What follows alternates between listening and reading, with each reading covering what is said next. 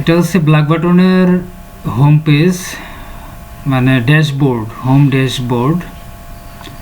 তো হোম ড্যাশবোর্ডের এখানে লোকেশন ওয়াইজ ওই দিনকার total purchase, total sales, purchase due invoice, expense, এগুলো দেখা যাবে।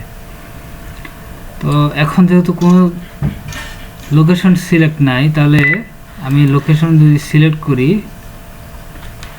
যে এখানে আমি পোড়াদাহ দিই, তো পোড়াদাহতে আমি যদি দেখি যে লাস্ট 7 দিনে কত, লাস্ট 7 দিনেও পোড়াদাহে এন্ট্রি করা হয় নাই। আমি কাস্টম ডেট দিই, আমি 1 তারিখ দিই।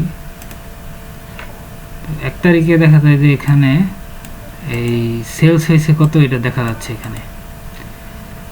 তো এইভাবে লোকেশন ওয়াইজ এবং এখান থেকে ডেট, কাস্টম ডেট দিয়ে তারপর এই রিপোর্টগুলো দেখা যাবে। আর হচ্ছে এক্সপেন্সগুলো, তো এখানে এক্সপেন্স সেট করতে হবে, যে এক্সপেন্সে ক্লিক করে দেন হচ্ছে কোন লোকেশনের এক্সপেন্সটা সেই লোকেশন এবং ওই এক্সপেন্সটার ক্যাটাগরি এখানে দিয়ে তারপর যেই ক্যাটাগরির এক্সপেন্স সেটা দিয়ে এবং এক্সপেন্স ডেট এখানে দিয়ে, এরপর ওইটার যদি কোনো ডকুমেন্ট থাকে তাহলে এখানে অ্যাড করা যাবে। আর এটা হচ্ছে মানে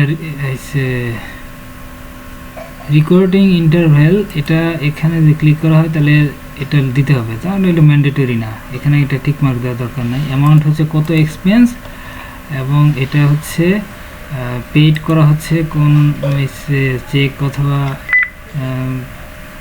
কার্ড, ব্যাঙ্ক ট্রান্সফার সেটা, এবং এটা পেমেন্ট করা হচ্ছে কোন অ্যাকাউন্ট থেকে, ব্ল্যাক বাটনের অ্যাকাউন্ট থেকে নাকি হচ্ছে ব্ল্যাক বাটন ওয়্যার হাউস এই থেকে। এখানে নোট দেওয়া যাবে এবং সেভ দিলে এক্সপেন্সটা সেভ হয়ে যাবে। তো আমি যদি রিপোর্টগুলো দেখি তাহলে এখানে আমি প্রফিট এবং লসের রিপোর্ট এখানে দেখতে পারবো। তো এখানেও আমার অল লোকেশন এর হচ্ছে প্রফিট লসটা এখানে দেখা যাবে।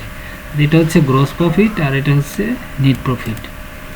তো এখান থেকে আবার দেখা যাবে যে আমার ওপেনিং স্টক হচ্ছে এটা আর আমার ক্লোজিং স্টক হচ্ছে এটা। এটা হচ্ছে পারচেস প্রাইস অনুসারে এটা হচ্ছে আমার, মানে প্রথমে ছিল এটা এবং সেল করার পরে হয়েছে আমার এটা।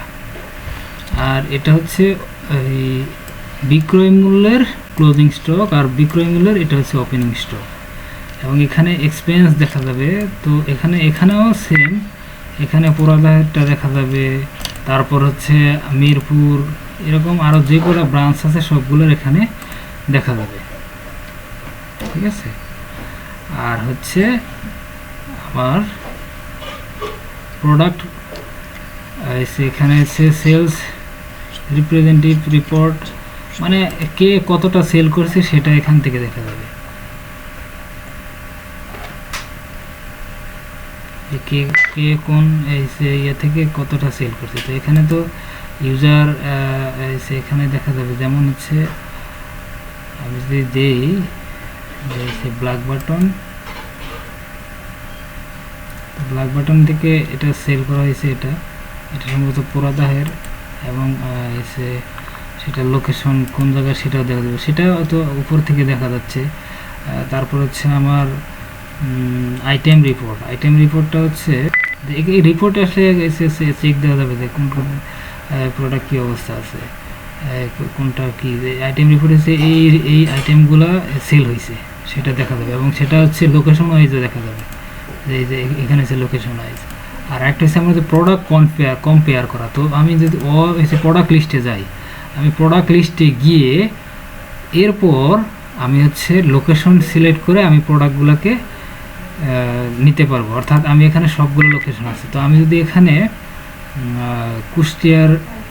কুষ্টিয়ার সিলেক্ট করে দেই, দেন হচ্ছে আমি কুষ্টিয়ার প্রোডাক্টগুলো এখানে আছে এবং এটা এখানে অল দিব। অল দেওয়ার পর আমার এই যে কুষ্টিয়া সিলেক্ট করা কুষ্টিয়ার সব প্রোডাক্টগুলো এখানে শো করবে।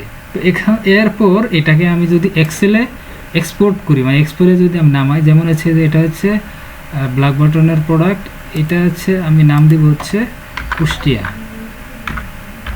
KST দিয়ে আমি কুষ্টিয়া বুঝলাম। তো কুষ্টিয়া নামানোর পরে এইটাকে আমি ওপেন করব। তো ওপেন করে আমি এটাকে ওপেন করব। ওপেন করে আমি এক্সেলে যেহেতু এই যে কেএসটি এটা ওপেন করে এটাকে আমি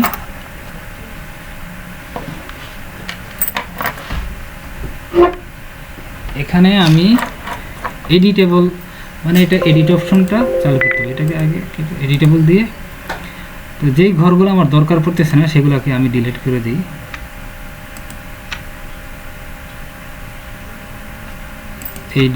এই 3টা ঘর আমি ডিলিট করে দিলাম। তারপর আমার এই ঘরগুলোকে আরও চাপায়া রাখতে পারি। তারপর এটা হচ্ছে বিজনেস লোকেশন, তো আমি জানি এটা কারেন্ট স্টক। তারপর এটা হচ্ছে কারেন্ট স্টকটা, এটা এই ফাইলগুলো আমি ডিলিট করে দিলাম। এগুলোর দরকার নেই, এগুলো ডিলিট করে দিই। কাস্টম ফিল্ড এগুলো ডিলিট করে দিই। তো আমাদের মোটামুটি চলে গেছে। তো এখানে আমি দেখতে পাচ্ছি যে এটা হচ্ছে প্রোডাক্টের নাম, আর এটা হচ্ছে কোন জায়গার প্রোডাক্ট। আমি যদি দেখি তাহলে এখানে আমি দেখতে পারবো যে এটা হচ্ছে কুষ্টিয়ার প্রোডাক্ট, অর্থাৎ কুষ্টিয়া শহরের। আর এটা হচ্ছে ইউনিট প্রাইস, আর এটা হচ্ছে বিক্রয় মূল্য, আর ওই প্রোডাক্টটা কত পিস এখন বর্তমানে আছে সেটা। তো এই 2টা ফাইল যদি আমি পাশাপাশি রাখি তাহলে আমি হচ্ছে কম্পেয়ার করতে পারবো। অর্থাৎ আমি হচ্ছে এই যে কুষ্টিয়ার প্রোডাক্টটার নাম আর যেটা হচ্ছে পোড়াদাহের, তো এই 2টা ফাইল যদি একসাথে করি তাহলে এখান থেকে আমি দেখতে পারবো যে কোন প্রোডাক্টগুলা কোন আইটেম কত আছে এবং কোন প্রাইজের প্রোডাক্ট কত আছে, এইভাবে দেখতে পারবো। অথবা আমি এখানেও আমি হচ্ছে আমার যে সফটওয়্যার আছে সফটওয়্যার থেকেও আমি দেখতে পারবো যে কোন প্রোডাক্টটা আসলে কত আইটেম, মানে এটা হচ্ছে যেমন এটা 10 পিস আছে। এই প্রোডাক্টটার নাম কি? এটা হচ্ছে বেবি কুষ্টিয়ার ঈদ কালেকশন, মানে ঈদ কালেকশন। এই আইটেমটা 537 টাকার আইটেম, এটা 10 পিস আছে, এটা 3 পিস আছে।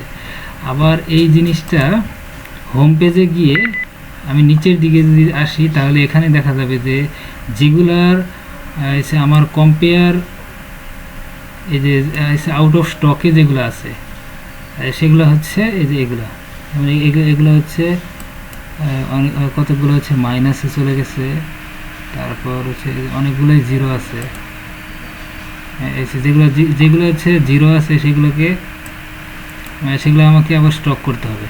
যেমন এটা 5টা আছে, আবার অনেকগুলো এখানে সব দেখা যাবে।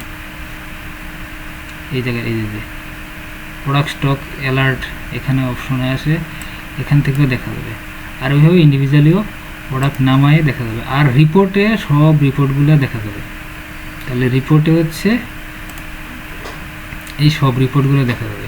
এই যে স্টক রিপোর্টও দেখা যাবে। স্টক রিপোর্টে গিয়েও দেখা যাবে যে আমার কোন লোকেশনে কত টাকার প্রোডাক্ট আছে সেটা দিয়ে।